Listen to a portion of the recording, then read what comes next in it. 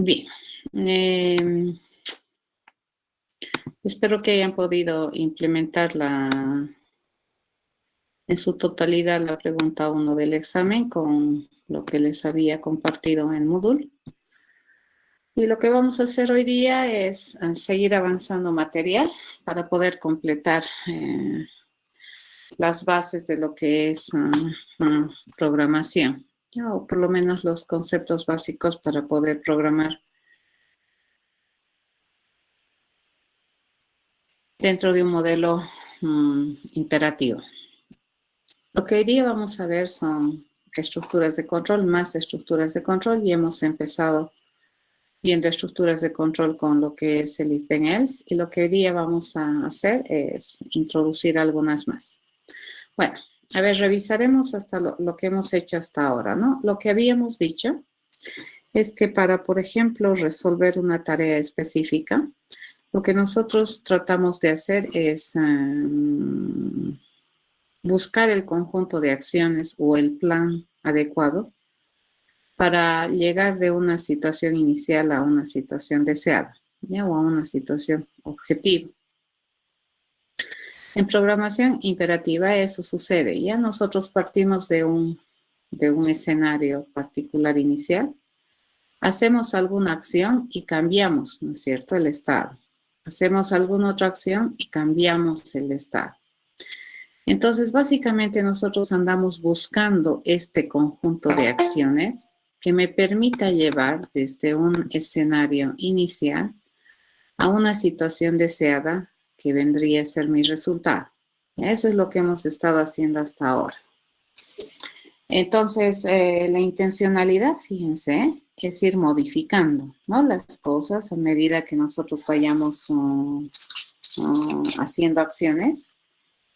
Siempre mirando, ¿no?, que lo que vamos a lograr es el objetivo planteado. A ese conjunto de acciones nosotros le hemos considerado, le hemos llamado un método, que desde la definición de la Real Lengua Española es completamente válido decir que es un procedimiento sistemático para realizar una tarea. Es un conjunto de acciones para hacer algo. Así se define un método. Dentro del marco de lo que nosotros hemos estado trabajando, el método también tiene otra connotación, ¿es cierto?, en la programación orientada a objetos, y es el procedimiento sistemático por el cual los objetos de alguna clase saben resolver una tarea, o tienen que hacer para realizar una tarea. Eso básicamente es lo que hacemos. ¿Qué instrucciones hemos estado viendo o con qué tipo de construcciones mentales hemos estado trabajando para poder dar solución a los problemas que hasta el momento hemos resuelto? Básicamente dos funcionales muy importantes. Una, que es la asignación, que me permite asignar contenidos, ¿no es cierto?, a variables, o que me permite indicar qué dato es el que debería representar alguna variable. Eso es lo que hace una instrucción de asignación.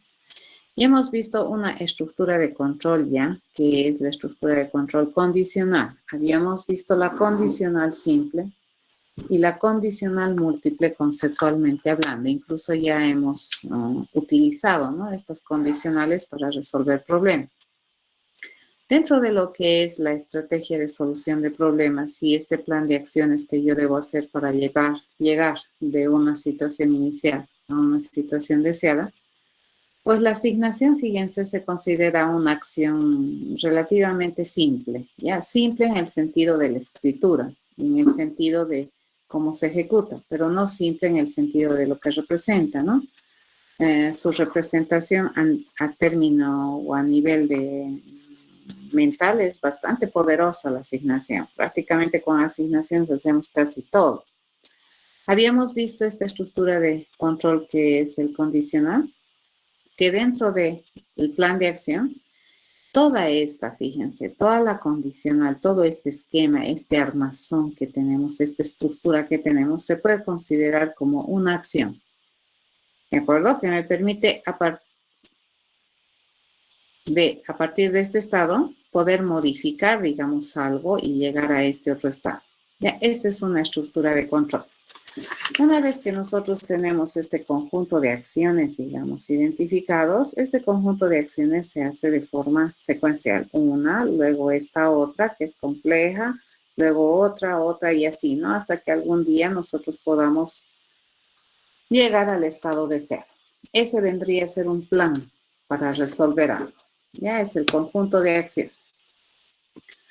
Como ya habíamos visto en la estructura de control condicional, pues estas estructuras tienen la misión de modelar alguna forma de procedimiento que los seres humanos utilizamos en la cotidianidad para resolver cosas, ¿no? Por ejemplo, el tomar decisiones e ir por una vía u otra alternativa es bastante común para nosotros los seres humanos. Y la estructura de control condicional me permite modelar esta forma de operar o esta forma de accionar que tenemos los seres humanos. ¿Por qué se denominan estructuras de control? Porque estas estructuras te permiten modificar la forma de leer un programa. Y entonces ya no vamos a leer de corrido de arriba abajo, de izquierda a derecha, sin obviar nada, ¿no? Las estructuras de control te permiten probablemente repetir la lectura de una línea, te permiten obviar la lectura de una línea, ¿ya? A eso se llama una modificación del flujo de lectura normal que nosotros tuviéramos de ese programa que está escrito. Entonces, la estructura de control te permite, ¿no?, alterar ese flujo de lectura normal bajo una semántica bastante bien especificada, bien identificada, bien definida y no ambigua. ¿De acuerdo? Eso es lo que hace una estructura de control. En el caso del condicional, fíjense, nosotros podemos escribir un condicional en varias líneas, ¿ya? Puede tener varias instrucciones y no todas las que nosotros encontremos se van a leer y se van a ejecutar. Entonces, ¿cómo se van a ejecutar? Se van a ejecutar de acuerdo a una semántica operacional bien definida. Toda estructura de control, entonces, siempre tiene eso, ¿ya? Una semántica operacional asociada que es bastante específica, no es ambigua.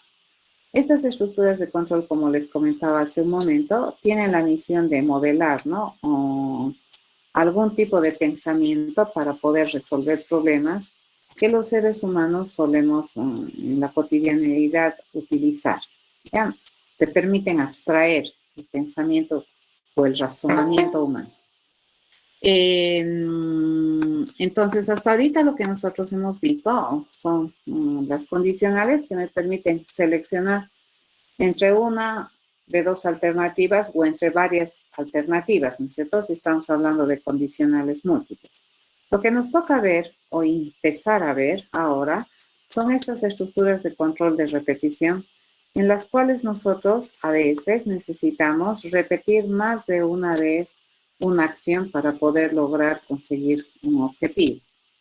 Dentro de estas estructuras de repetición, básicamente vamos a estudiar 3 de estas estructuras y cada una de ellas tiene su ámbito de aplicación, tiene su razón de ser y por supuesto modela algún procedimiento de acción de los seres humanos.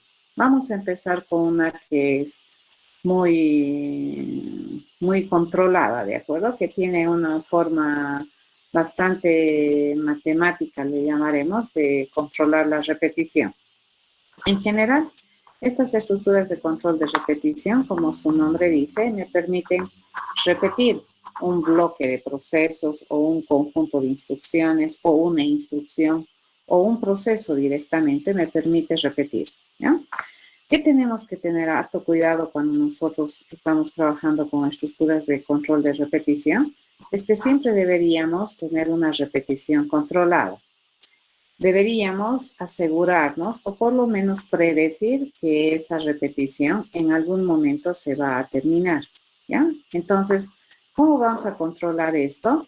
A través de alguna condición que ya sea me permite identificar la terminación y su alterno me permitiría continuar la repetición. Entonces, si es que nosotros tenemos algo que me permita continuar la repetición de un proceso, también deberíamos tener ese algo que me permite en algún momento terminar la repetición del proceso, con la finalidad de que nuestra alternativa de solución tenga un fin, ¿no? Tenga un punto en el cual se termine y me permita obtener un resultado o la solución del problema, ¿ya? Siguiente. Bueno, vamos a empezar a revisar esta estructura de control de repetición por conteo. Muchas veces en el contexto cotidiano nosotros solemos hacer procesos una cantidad de veces predefinida, ¿ya? Y vamos contando, ¿no? La primera, la segunda vez, la tercera vez, hasta la enésima vez vamos a hacer ese proceso de manera repetida. Entonces, en este estilo de pensamiento de repetir un proceso, pues vamos a controlar la repetición y también vamos a controlar la terminación sobre la base de un conteo. Ya voy a decir 1 vez, 2 veces, 3 veces, 4 veces, 5 veces, así voy a repetir el proceso. Dentro de esta estructura de control de repetición, el concepto de conteo o de contador es esencial. A ver, para poder un poquito trabajar en esto de lo que es conteo. A ver, vamos a responder. ¿Qué me dice? Las estructuras de control, dice, contarían como una instrucción. Son en realidad, Alejandro, un comando. Hay un libro en la que se habla de semánticas de lenguajes de programación y ahí en las estructuras de control las consideran un comando, ¿de acuerdo? Más que una instrucción es un comando. Los comandos te dicen, ¿no? Que probablemente es algo mucho más complicado que una instrucción simple, ¿no? Que tiene unas semánticas asociadas simple. En el caso de las estructuras de control dentro del plan de acciones, una estructura de control la podríamos contar como una acción que hay que hacer o un paso. Ahora, si tú cada uno de los pasos de tu plan de acción para resolver un problema lo trasladas a una instrucción, eventualmente se podría ver como una instrucción. Hay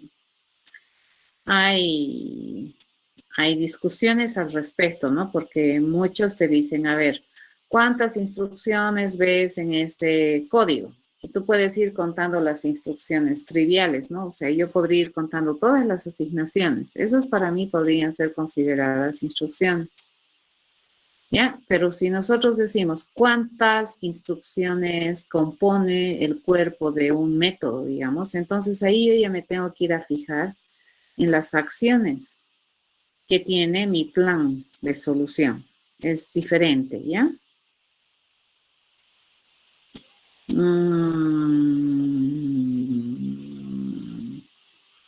A ver, cuando hablas de sentencia, fíjate, esa palabra sentencia que estás utilizando es una traducción bien técnica al inglés. Si tú lees, por ejemplo, en inglés los lenguajes de programación, te van a hablar de sentences, ¿ya? Entonces, nosotros como buenos programadores, ¿no ves? Si programming es programación, introduction es introducción, entonces sentence es sentencia, pues, ¿no ve? Por eso le traducimos así. Pero si esa es una traducción real de lo que es sentence en inglés, un sentence en inglés se traduce como una oración.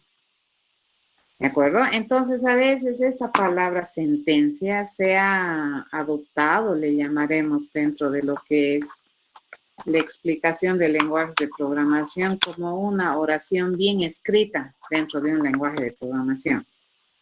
Entonces, depende, ¿no? De cómo lees la sentencia, de dónde has leído una sentencia, digamos. Obviamente, una oración bien escrita en lenguaje de programación se puede traducir a una instrucción. Por ejemplo, la instrucción de la asignación tiene sintaxis de formación y eso hace que nosotros en un lenguaje de programación estemos escribiendo de manera correcta una instrucción de asignación. Y el escribir de manera correcta esa instrucción de asignación se denomina una oración bien escrita en el lenguaje de programación. En inglés, una sentencia, ¿ya? Y con nosotros traducimos sentencia, ¿ya? Pero en realidad es una oración. A cada una de esas oraciones que nosotros escribimos se le asigna una semántica operacional, que es la forma en cómo se va a ejecutar, en cuántos pasos, cuán complicada es la ejecución de cada una de esas oraciones, o cómo sería el entendimiento operacional de cada una de esas oraciones bien escritas por parte de la computadora. ¿Ya? Ahora, cuando me dices, cuando cierras una sentencia, pues no sé muy bien a qué te estás refiriendo con cerrar una sentencia.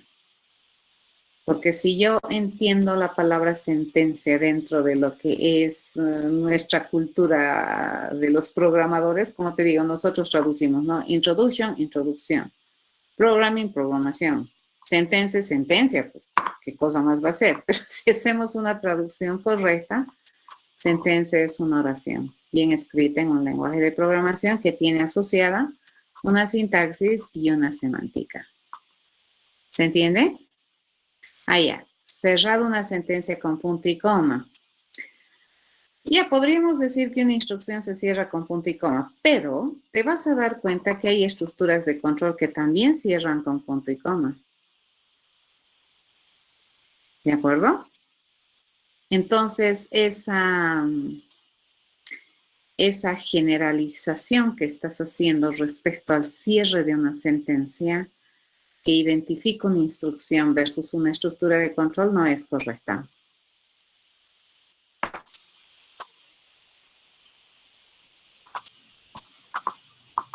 ¿Estamos de acuerdo?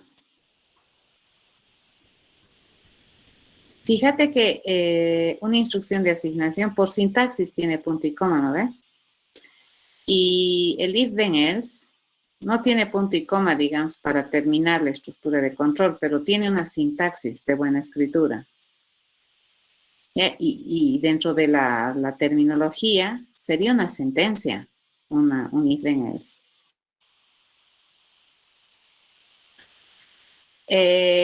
Por eso te digo, dependiendo, ¿no?, de la bibliografía que revisas, hay un libro que es el Swift, que dice que en semánticas de lenguajes de programación considera que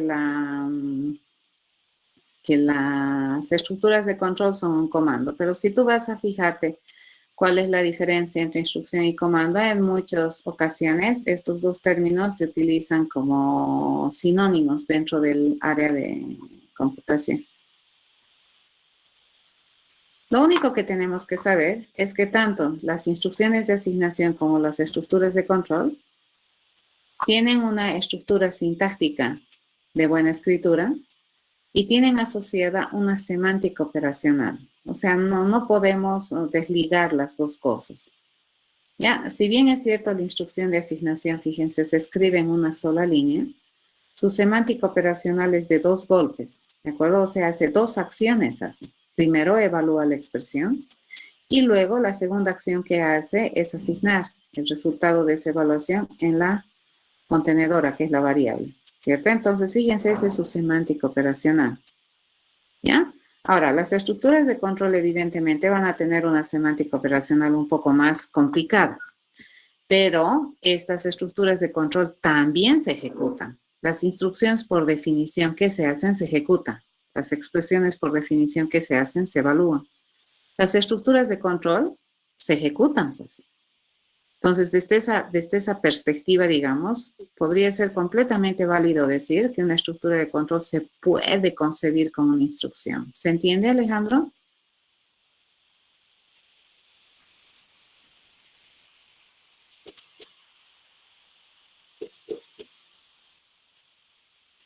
¿Ya?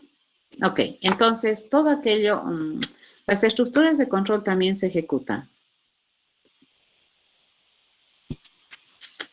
Yo suelo llamarle comandos a veces, ¿ya? A las estructuras de control les puedo llamar comandos. Pero de hecho, fíjate, en este gráfico que nosotros tenemos aquí, Yo no he agarrado que el cuerpo del sí o el cuerpo del no son instrucciones independientes.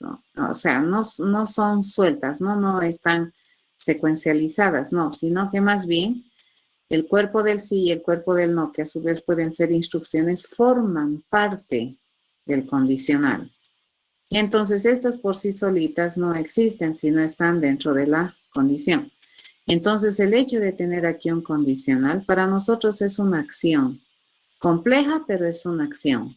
Ya esto se ejecuta y se ejecuta sobre la base de una semántica operacional. Y desde esa perspectiva, pues se puede concebir como una instrucción. ¿Ya? Ok, entonces, ¿qué estábamos hablando de las repeticiones por conteo? Esta clase de estructuras de control te permiten repetir un bloque, ¿ya? De instrucciones o un proceso sobre la base de control de conteo. ¿Ya? Entonces, cuando nosotros hablamos de contador, estamos hablando de una variable que va cambiando, que va modificando su valor, su estado de manera sistemática, ¿ya? Y siempre va cambiando en unidades constantes. Por ejemplo, si yo digo 2, 4, 6, 8, 10, ese es un contador que va contando de a 2, ¿ya? O yo puedo decir 10, 11, 12, 13, 14, 15, 16. Ese es un contador que va cambiando su valor en conteos de 1. ¿Ya? Entonces, ese valor de conteo, fíjense, es determinado. Es bien específico, no cambia. ¿De acuerdo? A esa clase de estructuras que nosotros tenemos para poder controlar alguna cosa o definitivamente para contar, se le denomina un contador. Es una variable de automodificación con un valor constante usualmente. Pero si yo digo 10, 5, 21, 32, 45, 57, ese no es un conteo, ¿correcto? Porque solo Dios sabe qué va a venir en el siguiente valor. Entonces ahí yo no puedo predecir, digamos, el conteo. Eso que acabo de explicarles o de enunciar hace un momento, eso no es una variable de conteo, sino más bien es una acumuladora. Ya es también una variable de automodificación que puede ir modificando su contenido, pero en piezas o en valores variables. No necesariamente cada vez que modifica en valores constantes. ¿Ya? Esa es una diferencia. Lo interesante del conteo, fíjense, es que es determinístico. ¿Ya? Es predecible. Si yo digo que voy a tener un contador que se comporta así, 10, 11, 12, 13, 14, 15. El próximo valor nosotros podemos predecir cuál sería 16, ¿correcto? Eso hace que sea un conteo. Que también estoy identificando, fíjense, cuando hacemos conteo, siempre tenemos que poner un valor base sobre el cual se cuenta, ¿no es cierto? Si yo digo 10, 11, 12, 13, entonces mi valor base de conteo es el 10. Y mi valor de conteo es el 1. Entonces, esta forma de modificar, digamos, los valores que puede asumir mi conteo es completamente sistemático, determinístico y tiene, ¿no?, rangos de conteo. Entonces, cuando nosotros tenemos estas estructuras de control de repetición basadas en conteo, vamos a utilizar un contador como el elemento que me va a permitir, ya sea repetir o ya sea terminar.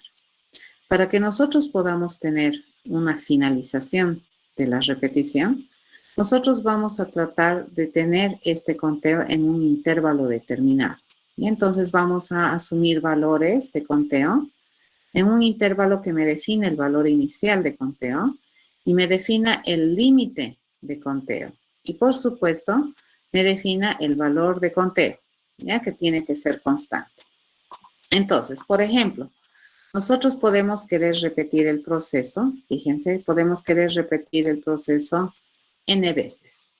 Entonces, ¿qué es lo que yo voy a hacer? Yo voy a repetir el proceso la primera vez. Y si yo quiero repetir n veces este proceso, entonces yo no voy a escribir este proceso n veces en mi programa. No me conviene, porque eso pues me causa, un programa muy grande, ¿de acuerdo? Una redundancia innecesaria ¿ya? Y básicamente no estoy aportando nada nuevo al control copy, control paste 10 veces del mismo proceso. Entonces, ¿qué es lo que yo puedo hacer? Es solamente escribir una vez el proceso e indicar que ese proceso yo quiero que se ejecute n veces. ¿De acuerdo? Entonces, ahí, por fuera del proceso, yo tengo que poner un mecanismo de control para que este proceso se ejecute n veces. Y una muy buena manera de controlar esta ejecución del proceso n veces es sobre una estructura de control de conteo, o sea, controlando la cantidad de veces que estoy ejecutando el proceso, ¿ya? Entonces, en este caso, nosotros vamos a basar, digamos, el control de cuántas veces se hace este proceso sobre la base de un contador, que en este caso le vamos a denominar I. Y nuestro contador, si me dicen que quiero repetir el proceso n veces, entonces mi contador va a empezar a contar en 1. Y mi variable de conteo, mi valor de conteo va a ser 1. Entonces, cada vez que yo vaya a contar va a ser más 1, más 1, más 1, más 1. Así, ¿hasta qué? Hasta que algún día, pues contemos el último 1, lleguemos a n, y la siguiente vez que yo cuente una vez más n, entonces ese debería ser el momento en que yo debería terminar de repetir el proceso, ¿ya?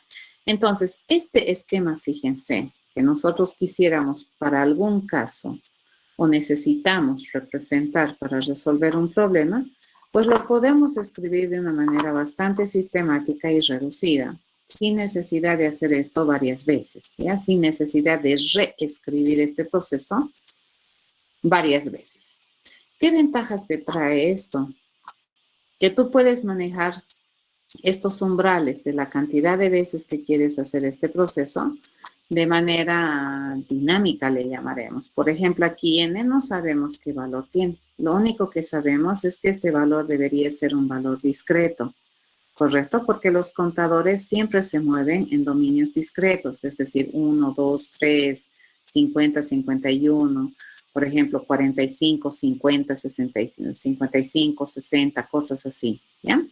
Entonces, los valores o el dominio de valores donde un contador se mueve siempre es discreto. No solemos contar números reales. Por ejemplo, yo no puedo decir 0.5, 0.7, 0.8. Ahí, fíjense que nosotros sabemos que entre dos valores reales hay infinitos valores reales. Y entonces, los números reales no suelen ser buenas variables o buenos dominios de valor para hacer conteo, por lo menos determinístico, ¿ya? Por la cualidad de los valores que significan los números reales. Entonces, en este caso, si ustedes observan, el valor de n no es conocido, ¿ya? Y eso hace que mi problema se profundice más.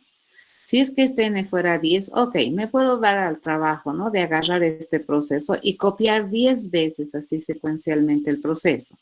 Pero si yo no sé cuántas veces quiero repetir el proceso, entonces ahí ya tenemos un grave problema y no nos va a quedar otra que tratar de abstraer, de acuerdo a esta cantidad de veces, de hacer el proceso sin necesidad de copiar el proceso n veces, porque encima yo no sé cuánto vale n.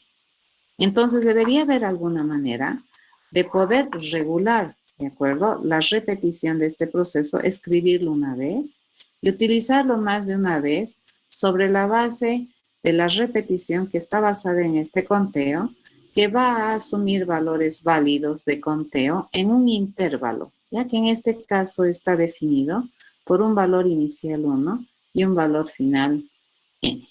¿Ya? Cuando nosotros tenemos esta clase de pensamiento, de razonamiento, tenemos un plan, fíjense, en el cual yo sé que un proceso lo tengo que hacer X veces, ¿ya? Lo tengo que hacer X veces, de manera contable, digamos, 1, 2, 3, X veces. Entonces es interesante utilizar esta estructura de control. Esta estructura de control o esta forma, fíjense, de modelar mi conteo, responde a este tipo de pensamiento, ¿no? Yo le digo, para todo i, para toda variable de conteo, que pertenezca en valores válidos del rango inicio hasta el fin, en conteos de 1 en 1, fíjense, entonces cada vez que este i pertenezca a este rango, yo voy a hacer el proceso. Eso me está diciendo en términos mentales, ¿ya? Si yo hablo eso que tengo acá arriba, lo puedo describir así. Para todo i, que es una variable de conteo que está en el rango de valores válidos, inicio y fin, y mi conteo va en conteos de uno en uno, cada vez que este i tenga valores válidos, yo voy a hacer el proceso. A la primera que este i obtenga un valor que no está válido para este rango, entonces yo voy a terminar de hacer mi proceso. Este pensamiento que tenemos aquí lo voy a escribir. Y más o menos sería así, ¿no es cierto? Para una variable de conteo i, que empieza en el valor inicial, va hasta el valor final, y cada vez se incrementa en este valor de conteo, si es que i es un valor válido en este intervalo, entonces voy a hacer el proceso la iésima vez. ¿De acuerdo? La primera vez, la segunda vez, la tercera vez y así sucesivamente. Una vez que termino de hacer el proceso, yo lo que voy a hacer es actualizar mi variable de conteo y le voy a decir que vaya a asumir el próximo valor de i. ¿Ya? ¿Y cuál va a ser el próximo valor de i? Va a depender, ¿no es cierto?, de esta variable de modificación, que en realidad no es variable, ¿no? Este es un valor constante. Una vez que tú defines, ¿no?, ese valor para incremento, este no debería modificarse hasta que se termine de contar. ¿De acuerdo? Debería ser predecible, eso te dice. Entonces, el próximo i, ¿cómo se obtiene? Se obtiene modificando mi conteo, el valor actual que tenía i, le sumo este valor de incremento y luego vuelvo a verificar si es que ese nuevo valor de mi conteo pertenece al intervalo que hemos identificado como rango de repetición. Si es que pertenece, entonces volvemos a hacer el proceso. ¿Ya? Esto tiene una semántica asociada. En términos generales, fíjense, en términos mentales, y si nosotros pensamos en castellano, más o menos, esto que hemos escrito aquí, ¿ya?, se representa así. Y esto que nosotros hemos representado gráficamente como una repetición de este proceso tantas veces como me dice n, donde ini es 1 y fin es n, entonces vendría a ser algo así. Yo ya no voy a repetir, fíjense, no voy a necesitar copiar este proceso hartas veces en mi programa, lo voy a tener solo una vez y voy a decir que lo voy a repetir tantas veces como valores válidos mi contador asuma en este rango de conteo, dado que cuento cada vez con este valor de incremento. ¿Ya? Entonces, esta estructura de control, si bien es cierto, ahorita, fíjense, este pensamiento lo estoy escribiendo en una línea, 2 líneas, 3 líneas, 4 líneas, no necesariamente voy a leer las 4 líneas así, ¿no? Esta, y termino. Ya no necesariamente, o no necesariamente voy a leer esta, y así, no. Puede que yo lea esta y termine. Y eso va a depender de cómo está mi rango de valores permitidos para esta mi variable de conteo. Entonces, la semántica asociada para esta estructura de pensamiento va así. Fíjense, es complicada, no se hace en un solo pasito, ¿no? Es bastante complicada, por eso se llama una estructura de control. Y desde la perspectiva, fíjense, cuando nosotros encontramos esta estructura que modela pensamiento, nosotros podemos hacer lo siguiente, y vamos a decir que se hacen las siguientes acciones. Lo primero que se tiene que hacer, siempre ya, cuando tú tienes un contador, siempre tienes que establecer un valor de base de conteo. En este caso, ¿y qué rol juega? Juega el rol de ser mi variable de conteo que controla la repetición. Entonces, lo primero que nosotros vamos a hacer es establecer el valor de base de conteo de mi contador i. ¿Y con qué valor se va a inicializar? Con el valor inicial de mi rango de conteo. ¿Ya? Lo siguiente que siempre hay que hacer es verificar si es que este valor del contador i está en el intervalo válido de conteo. Si me dice que está, entonces nos vamos a saltar al paso 3 en la secuencia de ejecución, ¿cierto? Y me dice que vamos a ejecutar todo lo que se encuentre en el proceso. Una vez que terminemos, vamos a ir a modificar el contador i con el incremento, es decir, vamos a ir a conseguir el próximo i. Ya el próximo i hace esto, el paso 4. Ni bien modificamos el contador, nuevamente volvemos al paso 2, que va a ser verificar si ese nuevo valor de ese contador sigue perteneciendo al intervalo de conteo. Si es así, volvemos a repetir. ¿De acuerdo? Y así sucesivamente. Fíjense, entonces, esta es la semántica operacional que me permite de manera controlada regresar aquí, ejecutar, regresar aquí. Está bien controlado, ¿de acuerdo? No es aleatoria la forma de proceder o de funcionar de este pensamiento, ya de esta estructura de pensamiento. Cuando nomás nos venimos aquí a la línea 6, cuando en algún momento esta variable de conteo ya no tengo un valor válido que pertenezca al intervalo. Usualmente va a ser cuando nos hayamos pasado del límite superior de mi intervalo de conteo. Si es que es así, entonces en ese caso yo ya no repito y terminamos la estructura de control. Esto es más o menos una representación de lo que yo quiero hacer, ¿no es cierto? Quiero repetir eso tantas veces como valores yo tenga entre este valor inicial y valor final, dado que incrementamos mi conteo en esta unidad de incremento. ¿Ya? Eso es lo que estoy modelando, ¿sí? Listo. ¿Cómo se hace eso en terminología Javera? Este pensamiento, ¿cómo se lo traduce en terminología Javera?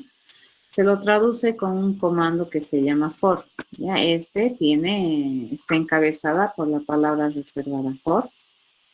Y este for sirve para especificar esta estructura de control de repetición basada en conteo. El for tiene dos cosas. Ya tiene lo que nosotros le vamos a llamar la cabecera, donde está todo lo que controla la repetición. Tiene el cuerpo, donde se encuentra mi proceso que voy a repetir, ¿ya? Y en la cabecera del for, fíjense, acá en la cabecera del for que tenemos desde acá hasta acá, que vendría a ser esta la cabecera del for, vamos a identificar los datos y las instrucciones necesarias para poder establecer y controlar de manera adecuada mi variable de conteo. ¿Ya? Entonces, vamos a tener tres secciones. Esta es la forma en que Java ha planteado, ¿no? Cómo se debería modelar un for. Ahora, dependiendo del lenguaje de programación que tú vayas a aprender, tú tendrías que ir a averiguar cómo se modela un for o una estructura de control de repetición basada en conteo, ¿ya? O el para todo y algo así, ¿no? Eso estamos tratando de modelar.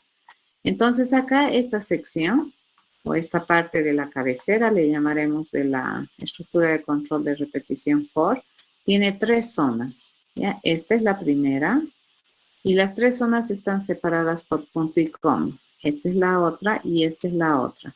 ¿Ya? La primera sección de esta cabecera tiene la misión de inicializar mi variable de conteo. Fíjense, esta es la inicialización de mi variable de conteo. Esta es la parte en la cual yo valido o verifico si mi variable de conteo aún pertenece al intervalo. Esta es la parte en la que yo sistemáticamente modifico la variable de conteo. Fíjense, todo lo que está en la cabecera está trabajando con la variable de conteo. Ya la está modificando, la está verificando. Acá dentro del proceso que yo voy a repetir, puedo utilizar la variable de conteo, pero no es adecuado que tú la modifiques, porque ahí ya no estaríamos haciendo un conteo predecible. Ya no es interesante modificar aquí en el cuerpo la variable de conteo.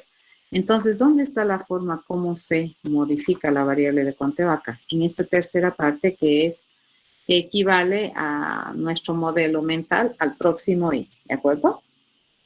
Y esto vendría a ser entre la llave abierta y la llave cerrada. Este vendría a ser el inicio de lo que yo quiero repetir y el fin de lo que yo quiero repetir. Y este fin de lo que yo quiero repetir también coincide con el fin de la estructura de control. La semántica asociada es bien similar a la que nosotros hemos visto hace un momento, ¿no es cierto? Lo primero que hace es inicializar el contador, es decir, ejecuta esta instrucción. Fíjense que es la inicialización del contador.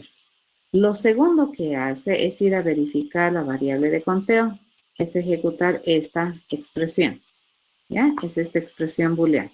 Y esta expresión booleana me responde sí o me responde no. Si me responde sí, entonces va a venir a ejecutar el proceso, ¿ya? Desde donde empieza hasta donde termina, ya ejecuta.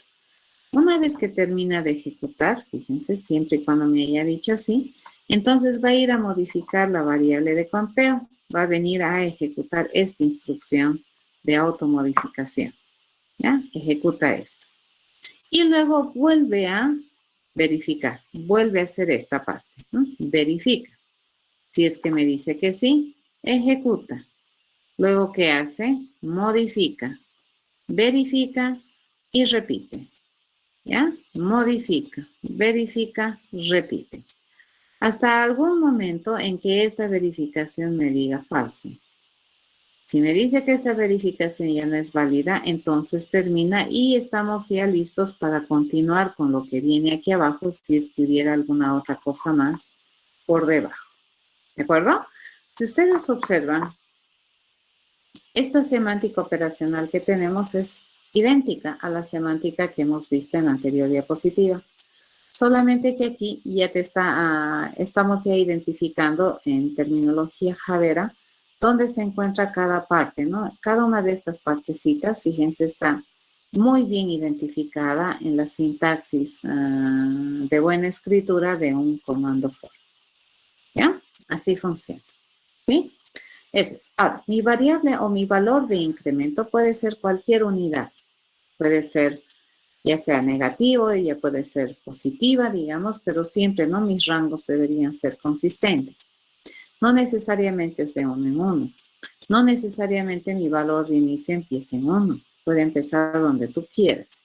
Y mi valor final, obviamente, es un rango de límite final en un intervalo ascendente. Este es un conteo, fíjense, creciente en un intervalo ascendente. Podemos tener también conteos descendentes o decrecientes y mi intervalo debería ser descendente. Ya, luego vamos a ir viendo estas particularidades que tenemos para utilizar esta estructura de control de repetición por conteo. Bien, ya sabemos cómo se escribe entonces una estructura de control de repetición por conteo en terminología Javera. Esto, si nosotros lo representáramos, digamos, como un flujo de lectura, siempre, ya todo comando, toda instrucción, como decía Alejandro, o toda sentencia, llamémosle, siempre tiene un punto de acceso. Y ese punto de acceso es siempre una situación. O sea, cuando tú estás queriendo hacer una acción, esa acción se va a hacer sobre algún estado o alguna situación particular. Y cuando termines de hacer la acción, probablemente el estado o la situación va a cambiar. Esa es la intención, ¿no? De tener estas acciones, es transformar. En este sentido, fíjense, si nosotros viéramos cómo fluye a este comando de repetición, siempre tiene un punto de entrada y siempre tiene solamente un punto de salida. ¿Ya? Hay una forma de ingresar aquí y hay solamente una forma de salir de esta estructura de control. Esto que tenemos acá, nosotros lo podemos modelar así en un diagrama de flujo, como este es el punto de entrada, mi variable de conteo que va a ir entre este rango, ¿ya? Si es que mi variable de conteo pertenece al rango, pertenece al intervalo, entonces hacemos el proceso y luego le digo el próximo valor de i. ¿Ya? Volvemos a hacer esto, verificamos si está en el intervalo, hacemos el proceso y volvemos a modificar i y nuevamente verificamos. En algún momento la verificación me va a decir que i ya no pertenece al intervalo y esa es la única vez que nosotros terminamos este comando. ¿De acuerdo? No hay otra forma de terminar el comando. ¿Estamos de acuerdo? Eso siempre tienen que aprender. ¿Ya? Hay un punto de ingreso al for y solamente hay un punto, fíjense, un lugar por donde yo puedo salir del for, una forma. Y eso va a suceder en todas las estructuras de control, aún en las condicionales, porque si nosotros hacemos la traza de cómo se hacen las cosas dependiendo de los valores que va asumiendo, siempre va a asumir solamente un camino. En este caso, fíjense, si nosotros decimos está en el intervalo, SAS va a volver, ¿no? Si sigue en el intervalo, vuelve. Fíjense qué estamos haciendo, estamos repitiendo, ¿no? Vuelve, ¿de acuerdo? Vuelve, si está en el intervalo. Llega un momento en que este i me dice, no está en el intervalo, entonces se viene aquí y continúa con lo que viene después. Así funciona y así se ejecuta. Entonces, la lectura, fíjense, va a depender, ¿no ve?, de cómo es la validación de mi control de repetición, que también es equivalente a mi control de terminación, en este caso del for. ¿De acuerdo? Eso. Ok, vamos a hacer jueguitos. Los jueguitos son sumamente interesantes para poder explicar estas estructuras de control, ya sean las condicionales. Si ustedes han observado en el examen, hemos hecho nuestras preguntas sobre la base de juegos, ¿no? Y hemos podido modelar de manera interesante soluciones que representen, ¿no?, esos jueguitos y que me permitan comportarse de acuerdo a las descripciones que se nos ha dado. Y lo hemos hecho con puras condicionales y con puras asignaciones y considerando que nosotros podemos jugar de forma asíncrona. ¿Qué significa? Que yo le puedo decir, jugaremos, ¿de acuerdo? Entonces le mando un mensaje, jugar, y le tengo que mandar los datos si me permite jugar, ¿ya? En este caso, a ver, vamos a hacer esto del piedra, papel, tijera de manera automática. Y lo vamos a hacer que la computadora simule que tiene 2 jugadores, ¿ya?, internamente, y que estos 2 jugadores van a jugar aleatoriamente, y dependiendo de cómo sale, pues podemos determinar un ganador o un perdedor, un empate, qué sé yo, ¿no?, del piedra, papel, tijeras.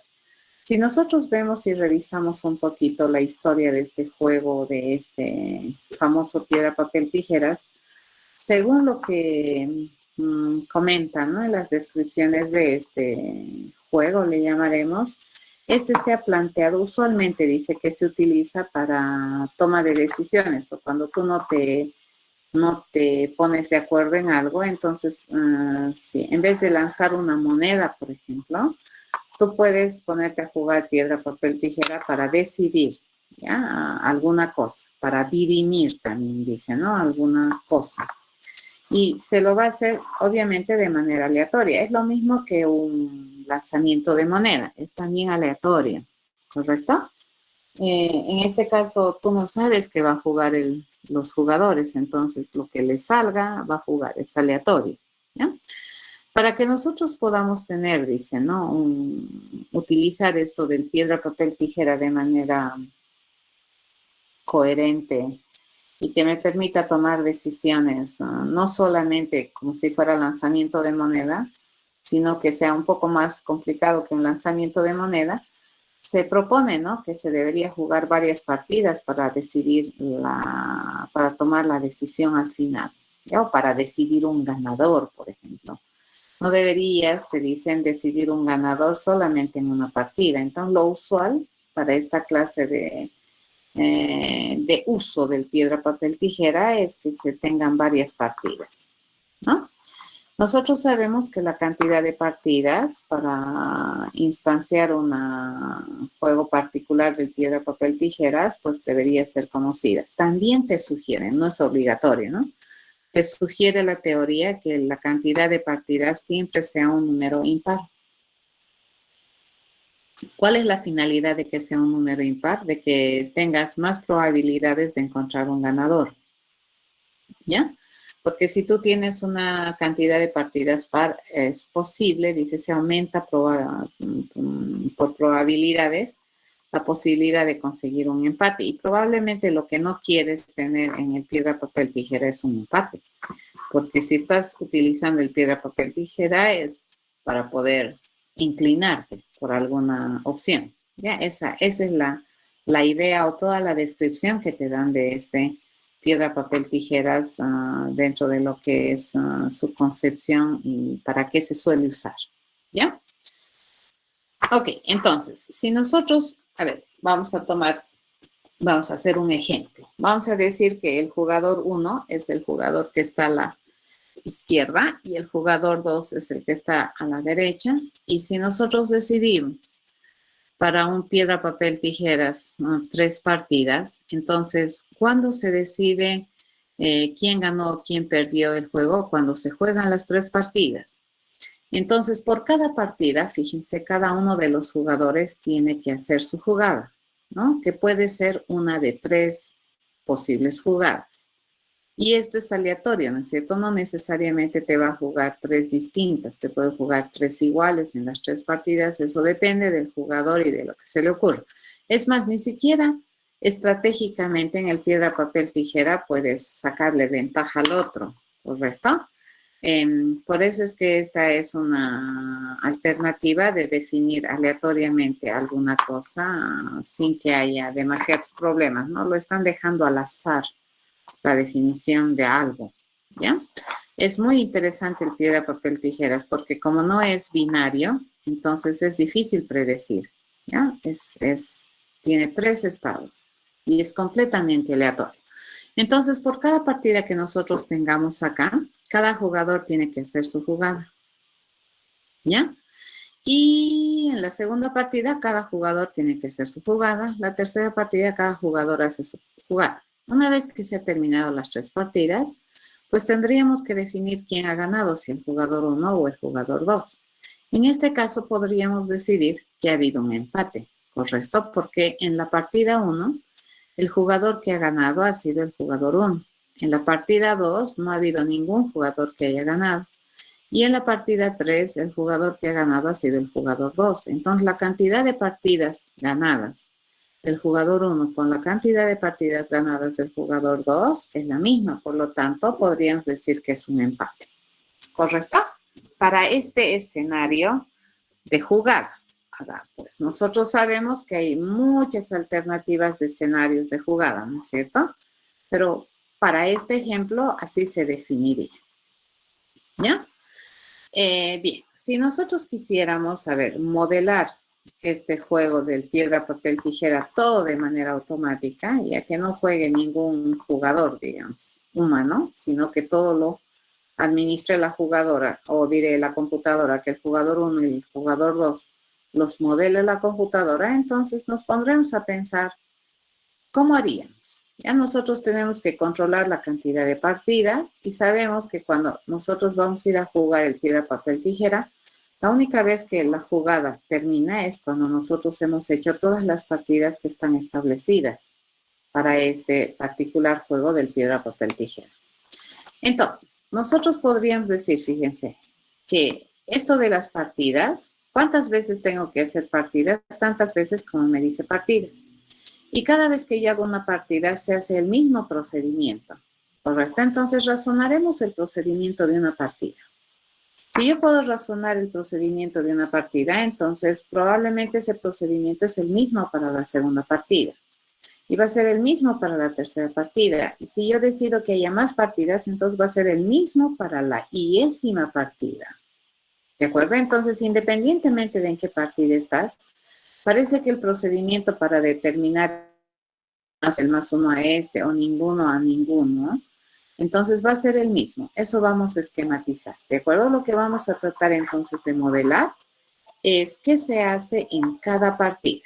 La partida 10ª, digamos, nos vamos a elevar, ¿no ven? No sabemos, porque al final tampoco es preponderante, fíjense qué número de partida estás jugando para lo que juega cada jugador, o sea, no hay ninguna influencia, ¿correcto? Entonces, vemos, si nosotros modelamos cualquier partida, la 10ª partida, básicamente, ¿qué es lo que tenemos que hacer? Tenemos que irle a pedir la jugada al jugador 1 y a esa jugada le vamos a llamar la jugada 1. Luego le vamos a pedir al jugador 2 que haga su jugada y a esa jugada le vamos a llamar la jugada 2. Nosotros sabemos que la jugada 1 y la jugada 2 puede ser una de estas 3 alternativas, no las 3, ¿no? Es una de estas 3 alternativas, es una de estas jugadas. ¿Cuál alternativa es? No tengo la menor idea. ¿Ya? No sabemos cómo va a jugar cada jugador. Y más aún si cada jugador define de manera aleatoria, fíjense, la jugada. Entonces no tengan la menor idea qué jugada ha jugado el jugador 1. Lo único que sabemos es que está en este dominio de 3 jugadas. No sabemos qué jugada ha jugado el jugador 2. Lo único que sabemos es que la jugada 2, que representa la jugada del jugador 2, está en el dominio de estos 3 posibles valores. Una vez que yo tengo estas 2 jugadas, ¿cuáles serán? Idea. Lo que yo puedo hacer es preguntar, ¿no? Yo puedo ir a preguntar si la jugada 1 es mejor que la jugada 2. ¿Ya? Si me dice que sí, entonces le aumento un punto al jugador 1. Pero si me dice que no, yo voy a ir a preguntar si la jugada 2 es mejor que la jugada 1. Si me dice que sí, entonces le aumentamos 1 al jugador 2. Pero si me dice que no, resulta que ambos jugadores probablemente han tenido la misma jugada. Ninguno de ellos tiene una jugada mejor que la otra. Denis, tu micrófono está abierto. Denis Joel Fernández. Gracias. ¿Ya? Entonces, este sería el procedimiento. Fíjense, si la jugada 1 que ha generado el jugador 1 es mejor que la jugada 2 que ha generado el jugador 2, entonces el punto a quién se le da, al jugador 1. Pero si la jugada 2 es mejor que la jugada 1, entonces el punto a quién se lo vamos a dar, al jugador 2. Pero si ninguna de estas dos sucede, quiere decir que las dos jugadas son iguales, ninguna es mejor que la otra, entonces no le ponemos puntos a ninguno. Fíjense, acabo de hacer esto, lo que hemos hecho, ¿no ve? Esto es papel. Es mejor, esta sería la jugada 1, esta es la jugada 2. Esta jugada 1 es mejor que la jugada 2. Entonces, un punto, ¿a quién le pegamos? Al jugador 1. ¿Correcto? En este caso, fíjense, la jugada 1, o la jugada 2 en realidad, es mejor que la jugada 1.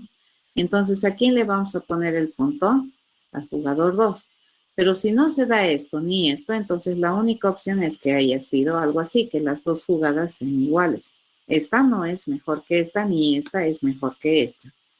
¿Correcto? Entonces, en este caso, pues no le ponemos puntos a ninguno. Acabo de modelar eso. ¿De acuerdo? A esto que acabo de hacer le vamos a decir que es el proceso para cada partida. Entonces, cada vez que haga una partida, tengo que hacer este razonamiento. Toda partida es así. Entonces, esto yo tengo que repetir hartas veces. ¿Estamos de acuerdo? Tantas veces como número de partidas me dice. Entonces, imagínense, este es chiquitito. Entonces, tratar de repetir esto, control copy, control paste, control copy, control paste, es más, y si encima no sé cuánto es el número de partidas a priori, entonces yo no voy a poder hacer eso. ¿Correcto? Entonces, ¿qué es lo que vamos a hacer? Vamos a identificar qué es el proceso que tengo que hacer varias veces. Lo que tengo que hacer varias veces son las partidas, ¿no? Y así se explica una partida. ¿Cuántas veces tengo que hacer una partida? Fíjense, esta es una partida. ¿Ya? ¿Cuántas veces tengo que hacer una partida? Tantas veces como número de partidas me haya determinado el juego. Entonces le voy a decir, para toda variable de conteo, que esté en el rango entre 1 hasta inclusive el número de partidas, y cada vez cambiando mi conteo de 1 en 1, yo voy a hacer una partida. Voy a hacer la primera partida, la segunda partida, la tercera partida, y así hasta el número de partidas que tenga el juego. ¿Ya? Eso voy a hacer en las partidas. Y las partidas básicamente que hacen, alteran, ¿no es cierto?, el puntaje de los jugadores. Entonces yo le puedo sumar puntaje a un jugador, le puedo sumar puntaje al otro jugador o puedo no sumarles algo, ¿ya? Al terminar de jugar las partidas, fíjense, ¿esto qué representa? Haber jugado todas las partidas. Esto representa solo una partida y todo esto que está en el azul representa el juego de todas las partidas. ¿Cuántas partidas jugamos? Tantas como número de partidas se haya definido. Ya sin olvidarme de ninguno. Una vez que termino de jugar las partidas, voy a determinar quién es el ganador de mi juego. La única vez que yo determino al ganador es después de haber hecho toditas las partidas. No puedo determinar un ganador a medio juego. ¿Correcto? Entonces, cuando terminamos de jugar el piedra, papel, tijera, cuando hemos agotado todas las partidas del juego. Una vez que hemos hecho eso, entonces, ¿cómo vamos a determinar cuál es el mejor jugador o cuál es el que ha ganado? Yo le voy a preguntar al jugador 1 si es mejor que el jugador 2. Y si es mejor, entonces el ganador es el jugador 1. Pero si me dice que no, yo voy a ir a averiguar si el jugador 2 es mejor que el jugador 1. ¿Ya? Si me dice que sí, entonces mi ganador es el jugador 2. Pero si me dice que no, entonces no hay ganador, ¿correcto? En inferencia lógica, ¿qué podríamos pensar? Que ha habido un empate. ¿Estamos de acuerdo? ¿Y cómo es que yo puedo pedirle a mi jugador 1 decidir si es mejor que el jugador 2? Bueno, mi criterio común a mí me dice, por la forma en que hemos trabajado las partidas, es que cada vez que un jugador 1 tiene una jugada mejor que la del jugador 2, le vamos a aumentar +1 a su puntaje. Entonces, aparentemente hay manera de decidir cuál jugador es mejor que el jugador 2. Cuál jugador es mejor que el otro jugador, ¿no? Y esto sobre la base de qué vamos a hacer, sobre la base de la cantidad de puntos que haya acumulado mis jugadores al haber hecho todas las partidas del juego. Hasta aquí. ¿Todo entendido?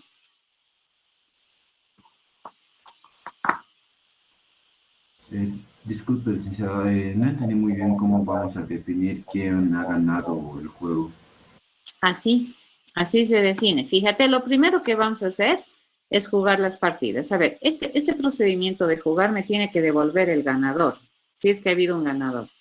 Y si es que no ha habido ganador, entonces puedo asumir y presumir y suponer que ha habido un empate. Entonces, para poder hacer esto, yo hago 2 pasos gruesos, fíjense. El primer paso es jugar todas las partidas. ¿Esto se entiende? Y el número de partidas nosotros lo establecemos, ¿no ve? En esto del for. A ver, de nuevo, por favor, no te escucho bien. El número de partidas nosotros lo establecemos, ¿no? Sí, el número de partidas se tiene que establecer a la hora de construir el juego. Ya, pero a ver, para determinar un ganador, yo lo primero que tengo que hacer es que los jugadores jueguen todas las partidas. ¿De acuerdo? Esto está haciendo eso. Fíjense, voy a jugar tantas partidas como número de partidas se haya definido para el juego. ¿Ya? Al terminar las partidas, yo sé que mis jugadores han ido cambiando probablemente de puntaje. Ya se les ha ido sumando puntos, qué sé yo. Después de eso, recién voy a ir a verificar cuál es el jugador mejor. ¿Y cómo voy a definir qué jugador es mejor que el otro? Aquí mi criterio común me dice que los voy a definir sobre la base de los puntos que han acumulado, después de haber jugado todas las partidas. ¿Se entiende?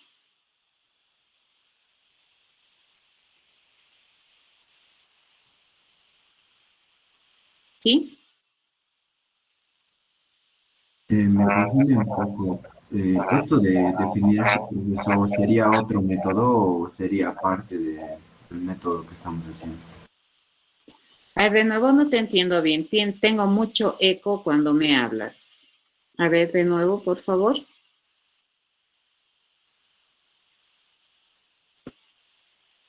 Esta parte del procedimiento que estamos haciendo para definir el ganador, Sí. ¿es otra clase o va a ser dentro del for? No, es otro paso. Fíjate, yo estoy estructurando mi jugar en 2 pasos gruesos. Y ahí yo digo, tengo que hacer 2 cosas para determinar el ganador del juego del piedra, papel y tijera. La primera cosa que tengo que hacer es agotar las partidas del juego. Una vez que he agotado las partidas del juego, tengo que ir a definir quién es el jugador. ¿Se entiende? Entonces, todo esto es jugar.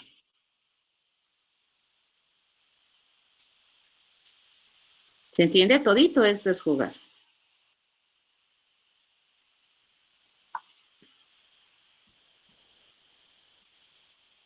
¿Estamos de acuerdo? Sí. Eso. ¿Ya?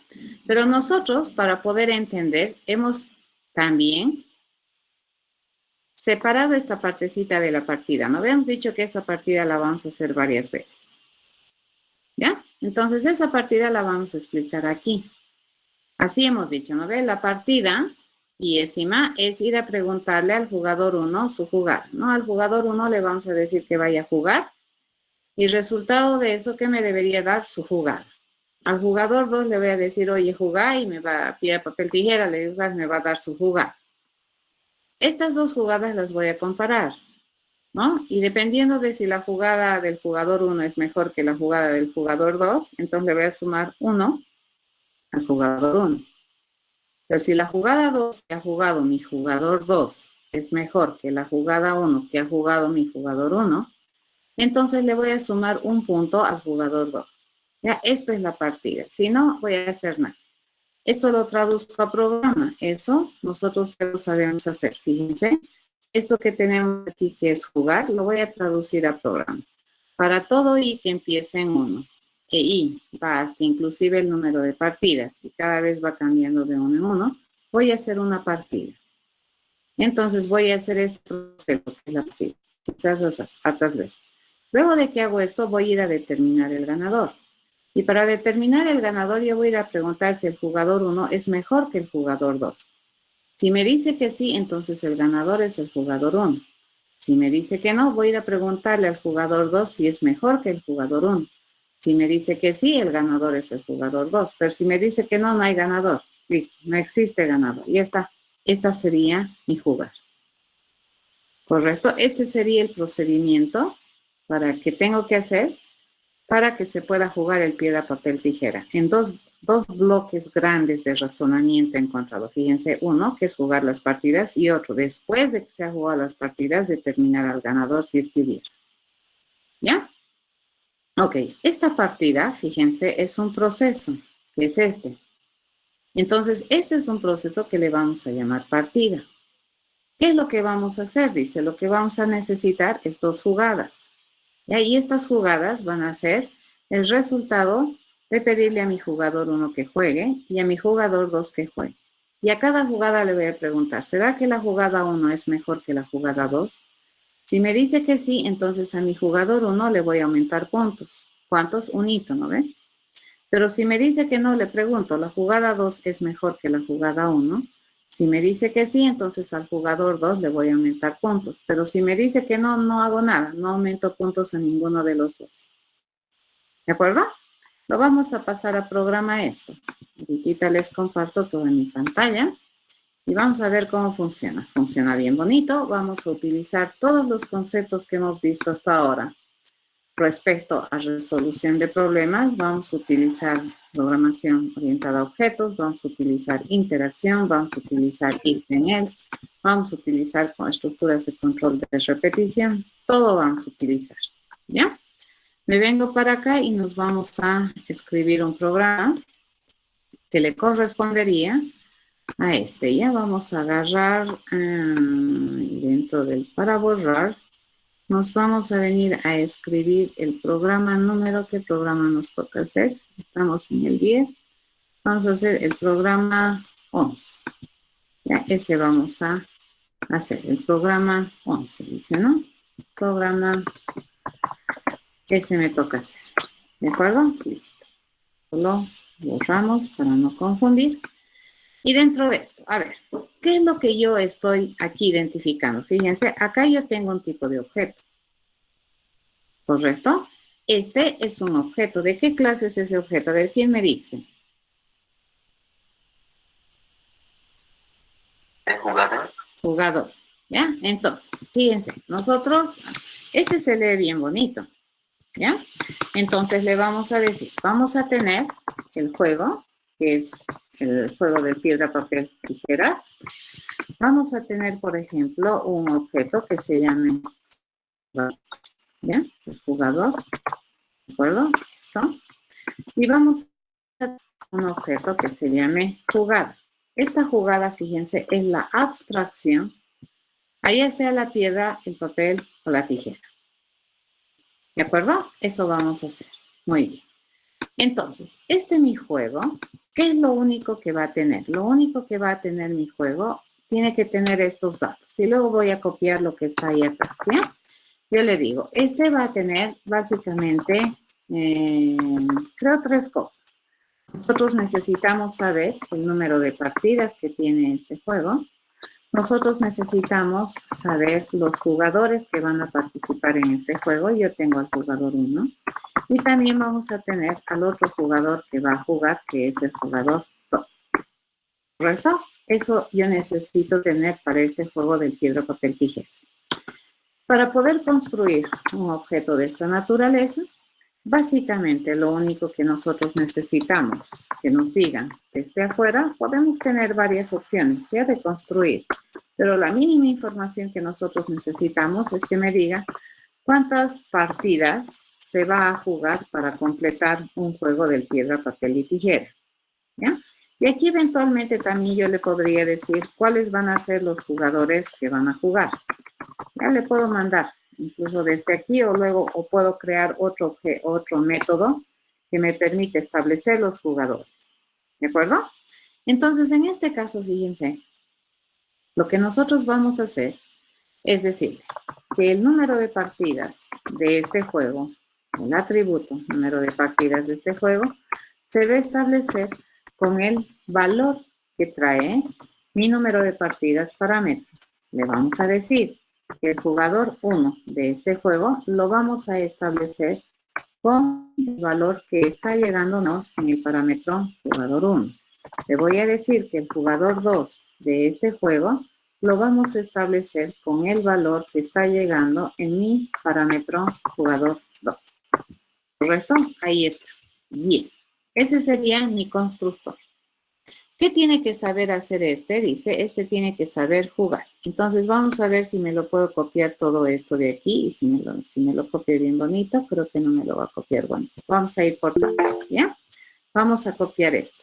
¿Alguien tiene una pregunta? ¿Los espacios que puso es solo por estética? Es por esto. ¿Cuáles espacios? ¿Estos en blanquito? Sí. Sí, es por estándar, te cuento. Porque se puede mirar más fácilmente los métodos. Es lectura, es legibilidad. ¿Ya? Ese es dentro de lo que es programación. Hay algo que ustedes tienen que saber que es importante. Los programas, les cuento, se pueden calificar. ¿Ya? Esto es lo que tú programas, pueden calificarte bien, mal, más o menos, excelente, re wow. Y es por la forma en que escribes, por la forma en que manejas las indentaciones, por la forma en que manejas el espacio, por la legibilidad del código, por la autoexplicación de tus variables, ¿de acuerdo? Se puede calificar la escritura de tu código. ¿Ya? Entonces, lo que nosotros queremos tener es código bien lindo. ¿De acuerdo? No queremos tener código feo. ¿Estamos de acuerdo? ¿Sí? Entonces, este espacio que dejamos aquí, fíjense, me va a permitir darme cuenta que aquí yo tengo un proceso, este es el constructor y este ya es método. ¿Ya? Y aquí, fíjense, todo mi comando for está en una cajita rosada. Esto me está indicando que esto es una unidad de ejecución. Ahora, desde la perspectiva de Alejandro, lo podríamos pensar que es una instrucción. Pero fíjense, no termina con punto y coma. Pero es una instrucción, es algo que se va a ejecutar. ¿Ya? Acá se me está quejando. Me dice, tienes una variable de conteo. Acá lo único que hemos pensado es en el bloque, ¿no es cierto? Para poder responder el problema. ¿Preguntas?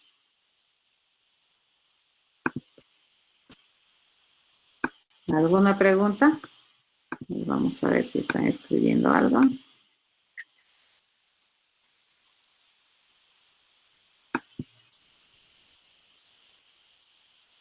Sí, Hug es un jugador. Hug 1 es un jugador.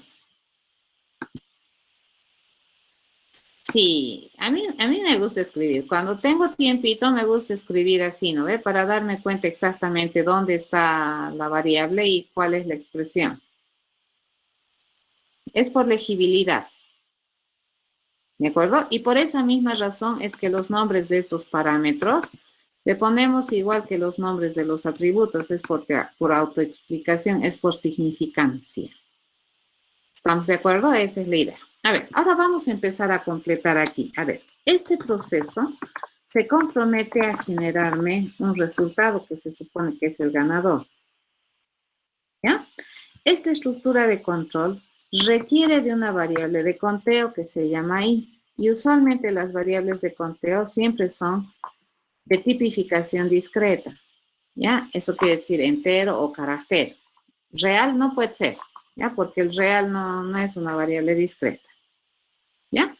Entonces, hasta aquí yo ya me he liberado, fíjense, y la última instrucción aquí que tendría que ser el ganador. Correcto, eso es lo último que yo debería devolver. No necesariamente I, puede llamarse lo que tú quieras, ¿ya? Pero usualmente este for I,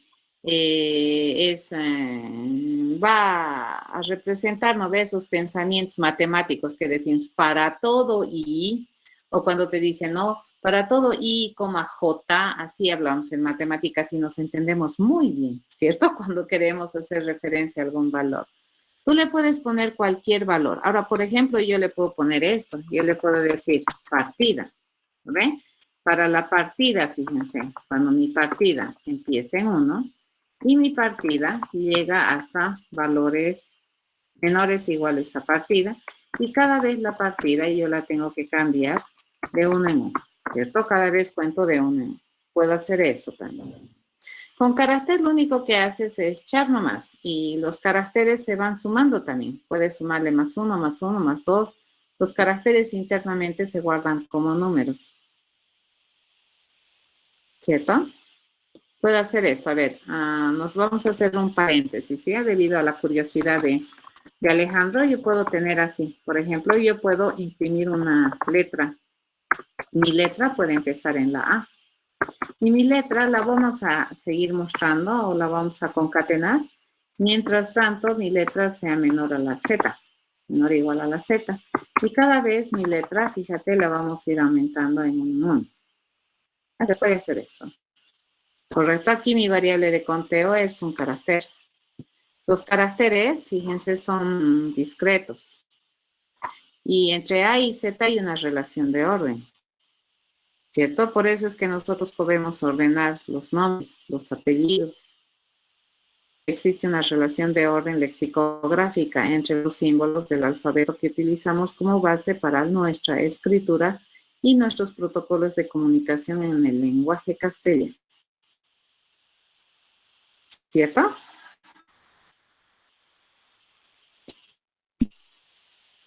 No son 3 condiciones. Esta es una instrucción. Esta es la instrucción de inicialización. Esta es la condición que me controla la repetición, terminación. Y esta es la instrucción de modificación de mi variable de conteo. Un for bien hecho, sí, tiene que tener esas 3 partes. ¿Ya? Ok, no nos saldremos del ejemplo. Estamos ahí, ¿ya? Este I no necesariamente sí, ¿de acuerdo? Puede darle el nombre que signifique, ¿ya? Esta primera parte, fíjense, esta primera parte es la instrucción de inicialización de conteo. Esta segunda parte del for es la condición de repetición y terminación, o sea, es ambas, ¿no? Cuando es verdad, es repetir. Cuando es falso, es terminar, ¿ya? Y esta tercera parte de la cabecera del for es la parte de la modificación de la variable de conteo. Y ahí estamos modificando el conteo. ¿Correcto? Estas 3, fíjense, toditas tienen que ver con mi variable de conteo. En esta estructura de control de repetición, se controla, fíjense, la repetición, ya sea la repetición y la terminación por el conteo. Por eso es que este es bien importante acá. Lo moveremos nomás ahí, ¿de acuerdo? Para no tener diferencias. Entonces, puede ser, pero cualquier nombre les cuento, ¿ya? Aquí le hemos puesto I solamente porque I parece simpático para identificar la iésima partida, cosas así, ¿de acuerdo? Entonces, vamos a hacer la iésima partida, ¿ya? Lo dejaremos ahí. Y continuamos. Nos vamos a venir acá. Lo siguiente que teníamos que hacer después de hacer este for es ir a identificar al ganador, ¿correcto? Y el ganador, ¿cómo lo vamos a identificar? Vamos a ir copiando poquito a poco. Le digo, una vez que tenemos el ganador, dice que yo tengo que ir a preguntar si es que, es que esto está trabajado, lo vamos a hacer por partecitas, ¿sí? Si no me va a generar unos grandes errores por acá. Vamos a ir haciendo sin flojera. Vamos a copiar. Copiamos esto. Dice, después de haber hecho esto, yo le tengo que preguntar si el jugador 1, dice, es mejor que el jugador 2. ¿Cierto? Le tengo que ir a preguntar eso. El jugador 1 es mejor que el jugador 2. Si me dice que sí, entonces el ganador vendría a ser el jugador 1. ¿Correcto? Pero si me dice que no, yo tengo que ir a verificar si el jugador 2, fíjense, si el jugador 2 es mejor que el jugador 1. No puedo suponer que si no es mejor el jugador 1 que el jugador 2 ya ganó. No es verdad. ¿Ya? Puede que hayan empatado. Solamente si el jugador 2 es mejor que el jugador 1, entonces el ganador resulta ser el jugador 2. ¿Cierto? Listo. Pero si me dice Else, aquí lo voy a completar, ¿ya? Si me dice que Else, que ni el jugador 1 es mejor que el jugador 2, ni el jugador 2 es mejor que el jugador 1, entonces le voy a decir que no existe ganador. ¿Correcto? Aquí, la última instrucción que teníamos que hacer aquí, lo he borrado, es decir esto, ¿no ven? Return ganador. Listo. Fíjense, esta partecita ya he copiado, esta partecita ya he copiado. ¿Todo bien? Acá me va a salir un montón de errores. ¿Por qué? Porque le estoy asignando, fíjense, responsabilidades a todo jugador. Tengo que irle a enseñar a responder esta responsabilidad mejor. Me está sacando aquí un error porque me dice que es partida. No hay problema, le digo, no hay problema. Esto es partida. Y entonces, si nosotros vemos, esto vendría a ser, nuevamente, este está, ¿no? Partido. Vamos a ir a agarrar por partes. Yo le digo, este procedimiento que modela la partida no necesita verse desde afuera. Este procedimiento, fíjense, sirve para poder mejorar mi entendimiento de este proceso jugar, para que no sea feo. Aquí yo lo único que sé es que tengo que hacer tantas partidas como partidas hay. ¿Y cómo se hace una partida? Una partida básicamente es así, ¿no es cierto? Una partida, dice, no requiere datos de entrada, y básicamente lo único que va a hacer es ir a hacerles jugar a los dos jugadores, y para eso nosotros necesitamos, dice, tener la jugada 1, necesitamos tener la jugada 2, ¿ya? La jugada 1 va a ser la jugada que juegue el jugador 1, y la jugada 2 va a ser la jugada que juegue el jugador 2.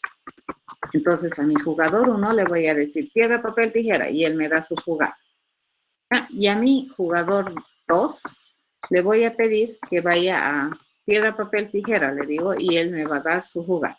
¿De acuerdo? A mi jugador 2 entonces le pido que vaya a jugar. Listo. Eso me genera. Una vez que yo tengo esas dos jugadas en mano, entonces yo voy a ir a preguntar si la jugada 1 es mejor. ¿De acuerdo? ¿Será que es mejor que la jugada 2? Le pregunto. Si me dice que sí, entonces nosotros ya sabemos que el jugador 1 tiene mejor mano en esta partida. Entonces le pido a mi jugador 1 aumentar puntos, ¿cierto? Entonces le voy a decir, anda a aumentar tus puntos. ¿Y cuántos puntos va a aumentar? Solamente va a aumentar 1, ¿ya? Caso contrario, si la jugada 1 no es mejor que la jugada 2, no puedo, la 2 es mejor que la 1, puede ser un empate. Entonces yo tengo que ir a asegurarme realmente que la jugada 2 es mejor que la jugada 1, ¿de acuerdo? Si es que es así, entonces recién ahí yo le voy a ir a aumentar puntos, le voy a pedir aumentar puntos al jugador 2.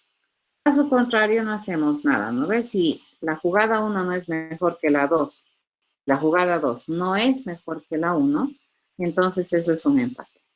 Listo, ya está. Vamos a votar esta. Acabamos de traducir. Disculpe. Sí. En if de jugador 2, ¿no sería jugador 2 aumentar puntos? Así, tienes razón. Gracias. Esto es jugador 2, aumentar puntos. Sí, señor. Gracias. ¿Sí?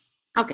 ¿Por qué no me está saliendo un montón de errores aquí? ¿No ves? Se está quejando aquí, aquí, se está quejando aquí, aquí, por todos lados se está quejando. Y es porque esto, por ejemplo, el mejor dice, no sé qué es mejor. Y en todo caso aquí le estoy mandando este mensaje mejor a Jug1. ¿Y Jug1 de qué clase es? Jug1 es de clase jugador. Entonces la responsabilidad, ¿quién tiene que hacerla? El jugador.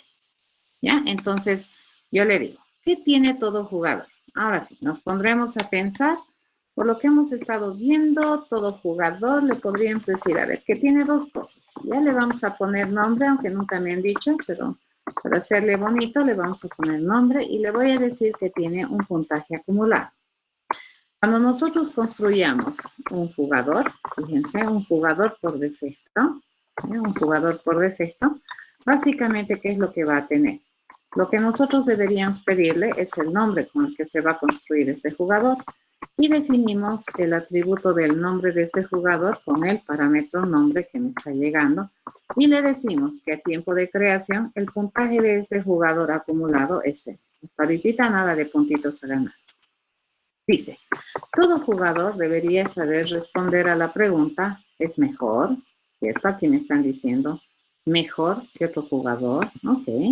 Tengo que saber responder a la pregunta mejor cuando recibimos como dato de entrada otro jugador con el que tengo que comparar.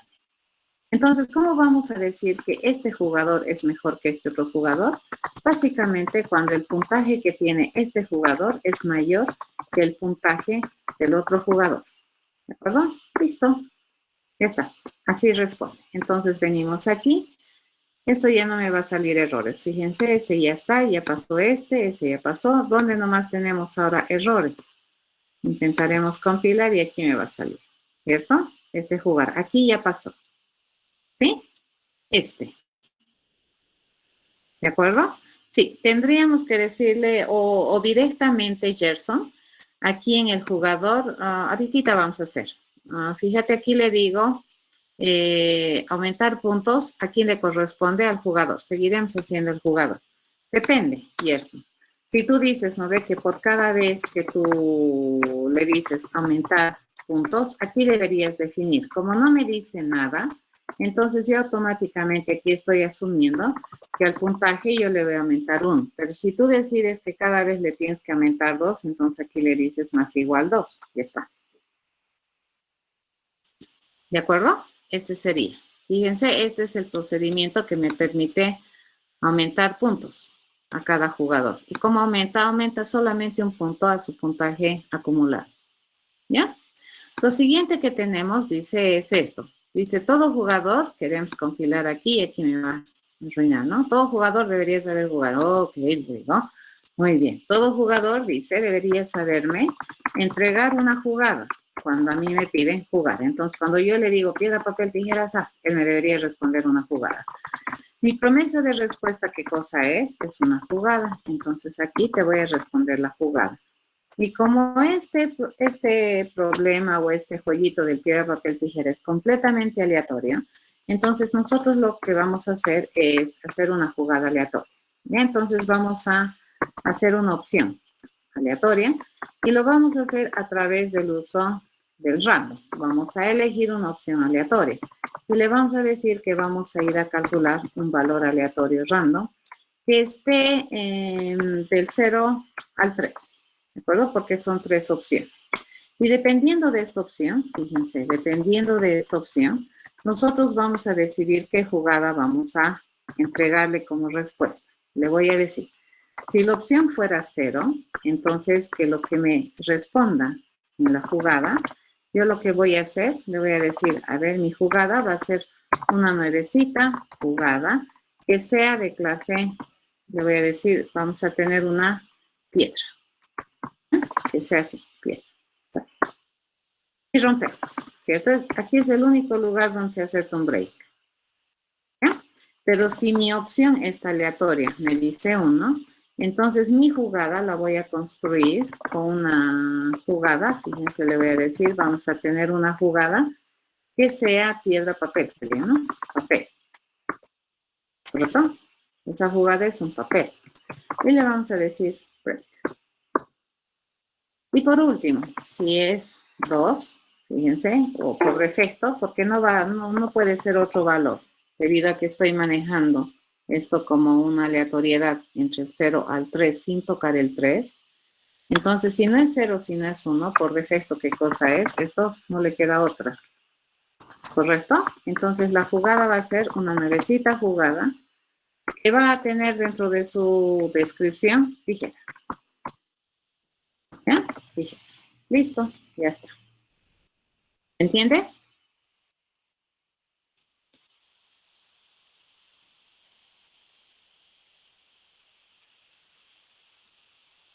Fíjate, estoy recibiendo como parámetro otro jugador.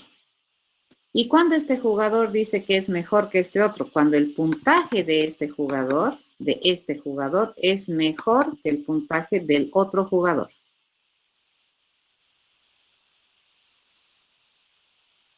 ¿De acuerdo? Ok, aquí se está quejando porque estoy haciendo uso o referencia a un constructor de jugada. Dice, no sé construir jugada. No hay problema, le digo. Vente para acá, ¡zas! Y le enseñamos. A mi jugada, sí, se puede llamar a otros atributos del objeto. Sí, señor, podría. ¿Ya? Entonces aquí le voy a decir, mi jugada, ¿qué debería tener? Debería tener el nombre, ¿cierto? Puede ser piedra, papel, tijera. Ya está.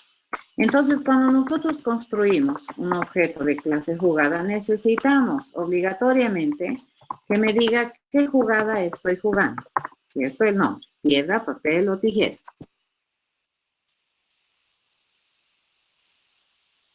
El puntaje es un atributo, ¿verdad, Alejandro? Te estoy pidiendo el atributo puntaje. ¿A quién? A otro. Ya, el punto, fíjate, es propiedad.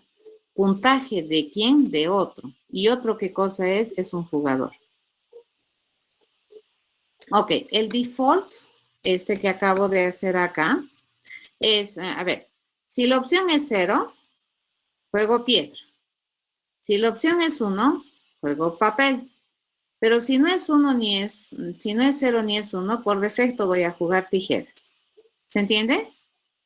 ¿Liz? Sí, Inge, muchas gracias.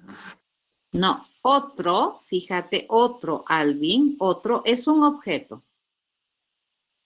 Ya a ese objeto le estoy pidiendo su puntaje. No es invocación, cuando tú haces, bueno, a ver, ya, para no hacerles demasiado lío, vamos a hacer así, ¿ya? Le vamos a pedir permiso muy amablemente y a este otro le voy a pedir que me dé su puntaje. ¿De acuerdo? No están leyendo, les cuento. Cuando hemos visto encapsulamiento, hemos dicho que las cosas privadas de un objeto las puede acceder el objeto y los objetos de la clase. Entonces, como este objeto que está haciendo uso de otro es un jugador y el otro es un jugador, entonces este jugador puede acceder a las cosas privadas de otro jugador. Ya, pero para mantener, digamos, la consistencia lo vamos a poner así. Le vamos a enseñar a todo jugador a decir su puntaje. ¿Verdad? Y ¿qué me va a devolver? Me va a devolver una copia de lo que tiene en su atributo puntaje. Ahora sí, ¿les parece más claro? Otro, fíjense, es un objeto. Este es el propietario de responder este mensaje. ¿A quién le estoy mandando get puntaje? A otro.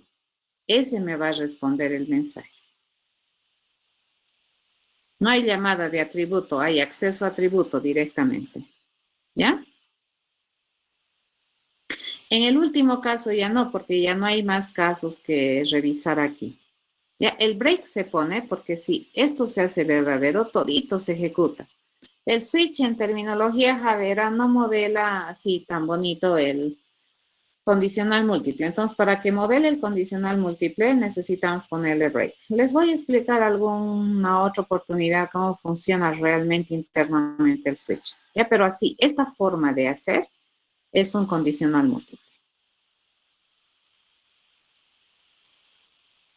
¿Ya? Hasta ahorita, entonces, ¿qué he hecho? Fíjense, le he enseñado a jugar a mi jugador. Le he enseñado a decir si es mejor que otro. ¿Sí? Le he enseñado a aumentar puntos. No falta, porque fíjate, default jugar y ya no hay más que hacer. Pues aquí ya termina el switch. Aquí ya termina el switch, entonces ya no hay más opciones. ¿Correcto? De todas maneras, termina esto y ya va a terminar el switch. En cambio, este break me dice, ya no hagas esto, sáltate aquí al final del switch. Eso hace el break. Agarra y se salta acá. Aquí no, falta todavía. ¿De acuerdo? Hay que hacer la jugada. Entonces, a ver, se los voy a completar. Ya le vamos a decir que el nombre de esta jugada se debe establecer con el nombre atributo. Veamos. Hasta acá, ya podemos compilar. No me dice. Porque fíjense, nosotros tenemos que enseñarle a las jugadas a decir si es mejor que el otro jugador. Entonces, aquí, yo le tengo que enseñar, dice, a una jugada a responder la pregunta si es mejor esta jugada que otra jugada. ¿Ya? Esta es la otra jugada. Correcto. ¿Cuándo decimos que una jugada es mejor que otra?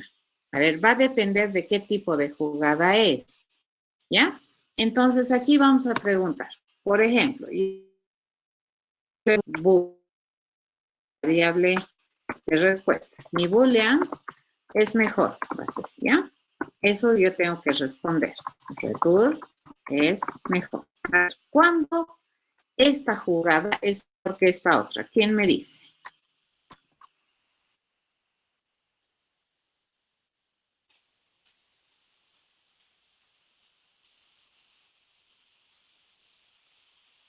Por defecto le voy a decir que no es una mejor jugada, ya no es mejor jugada. Pero ¿cuándo esta jugada sería mejor que la otra? A ver, le pregunto, ¿será que el nombre de la jugada es igual a piedra? Le pregunto, ¿ya? ¿Será que el nombre de esta jugada es piedra? Si me dice que sí, ¿qué debería ser el nombre de la otra jugada? Para que esta jugada que es piedra sea mejor que esta otra jugada. Tijera. Entonces le pregunto, fíjense, a la otra jugada le voy a pedir su nombre. ¿Correcto? Y si es que el nombre de esa otra jugada resulta que es tijera, no me acuerdo si le he puesto tijera o tijeras. Si me dice que sí, soy mejor jugada. Es mejor, es true. ¿Correcto? Es true.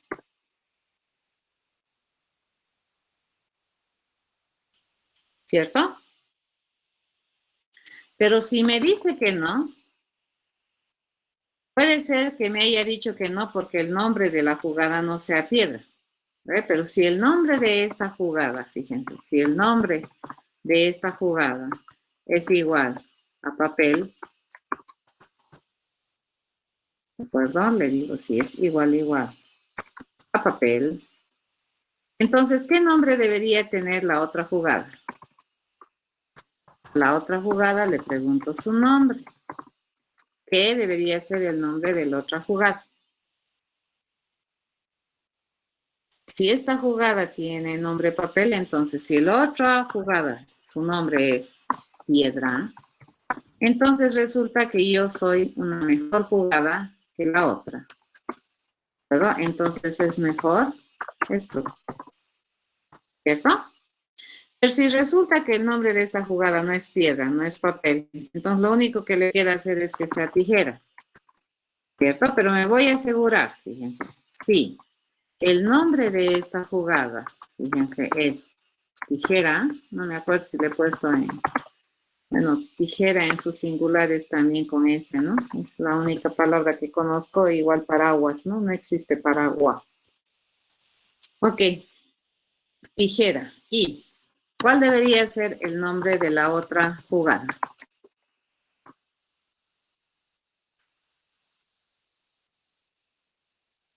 ¿Tijera es mejor que quién? Papel. Papel. ¿Correcto? Si la otra jugada es papel, entonces resulta que yo soy una mejor jugada. ¿Correcto? Listo. Así sería. Por defecto no soy una mejor jugada a menos que una de estas tres condiciones se cumpla. Vamos a ir a ver a mi jugador. Tijeras le voy a llamar. Se ha agarrado el nombre correcto. Esto sería tijeras. Y si es que este es tijeras, ahí. ¿Qué debería saber hacer toda jugada? Debido a nuestra... Realmente no está mal, ¿no? Le estamos diciendo que la única vez que yo quiero que utilices el atributo nombre de una jugada es que se lo pidas muy amablemente. Entonces te voy a devolver el nombre. Compilamos esto. Y eso ya funciona. Venimos a compilar esto. Esto ya está compilando. Venimos a compilar este y este ya compila. Y acabamos de hacer nuestro programa. ¿Correcto? A ver, vamos a probar la jugada. Lo lindo de BlueJ es que tú puedes probar los objetos independientes. A ver, nos vamos a crear 3 jugadas, ¿de acuerdo? Esta que sea una piedra. Ya la jugada 1, que sea, le vamos a llamar piedra. A esta le vamos a llamar piedra. Ahorita, ya vamos a hacer esto. A esta le vamos a llamar papel. ¿Ya? ¿Y cuál es el nombre de la jugada? Papel. Y así, bien estricto tiene que ser, ¿no ve? El nombre que le voy a mandar. Este le vamos a llamar tijera. Y el nombre de la jugada es, así, con T mayúscula, tijeras, porque si no, no va a funcionar. A ver, si yo le pregunto, ¿la piedra es mejor que el papel? ¿Qué me va a decir?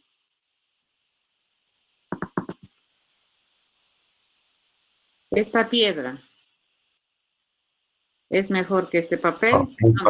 ¿No ve? Bien. A ver. ¿La piedra es mejor que las tijeras? Piedra es mejor que las tijeras. Si no me dice true, estamos muertos. Ah, bien, sale true. ¿Ya? ¿El papel es mejor que las tijeras? No, ¿no ve? False. Perfecto. ¿El papel es mejor que una piedra? Me debería responder true. ¿Una tijera es mejor que el papel? True. ¿Correcto? Pero una tijera es mejor que una piedra. False. Ah, fíjense, mi objeto de clase jugada está funcionando bien. Entonces, con esa confianza yo puedo ir a decir que lo que estamos utilizando en mi juego piedra, papel, tijera es correcto. ¿Ya? Ok. Ya está. Ahora sí. Te muestro. ¿Qué era lo que querías ver? Te los voy a subir a Moodle. ¿De acuerdo?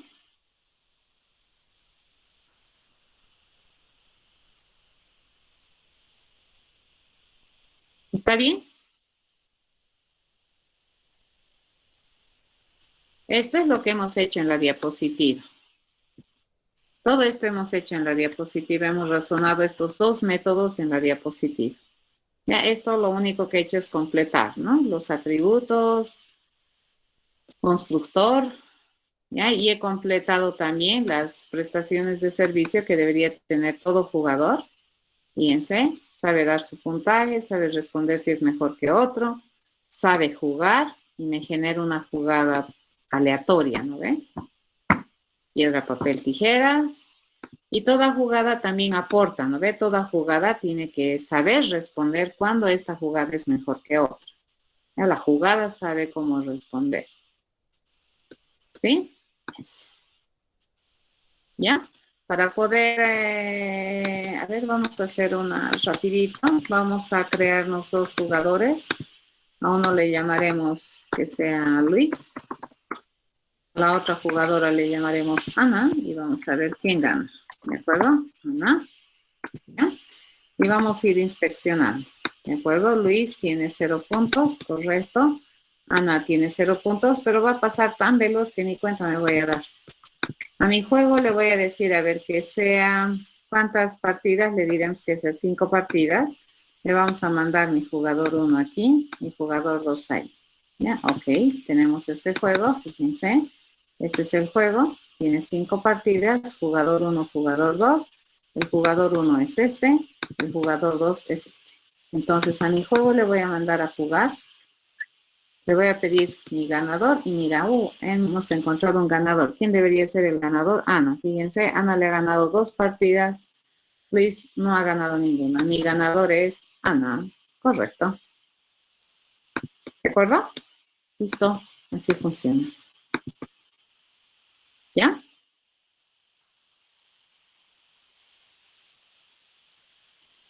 Ok. ¿Qué hemos introducido? Una nueva estructura de control que me permite repetir procesos bajo control de conteo. Cuando yo quiero hacer un número determinado de veces, ¿ya?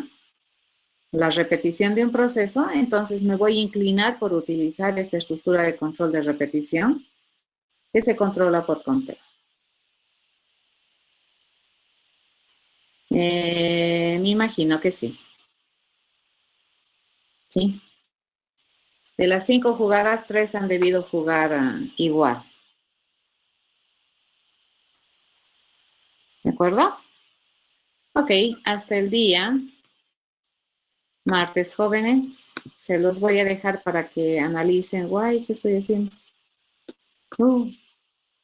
Se los voy a dejar pendiente para que ustedes revisen el código. Hasta el martes, Inge. Hasta el martes, jóvenes. Hasta el martes, Inge, que le vaya bien.